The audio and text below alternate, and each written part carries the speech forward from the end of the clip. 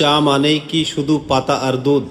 না, চা হতে পারে একেবারে ভিন্নধর্মী যদি তাতে যোগ হয় ফলের স্বাদ। আজ চলুন পরিচয় করিয়ে দিই আপনাদের কিছু ইউনিক ফলের চায়ের সাথে। প্রথমে আসি কাঁচা কলার চা। শুনতে অদ্ভুত লাগলেও কাঁচা কলার হালকা মিষ্টি ভিন্ন স্বাদ আপনার মনের ক্লান্তি দূর করবে, পাশাপাশি হজমেও দারুণ কাজ করে। তারপর আছে আপেল আর লেবুর চা। আপেল দেয় প্রাকৃতিক মিষ্টতা আর লেবু এনে দেয় টক টক ফ্রেশ ফ্লেভার। গরমকালে এই চা শরীরকে দেয় ঠান্ডা অনুভূতি।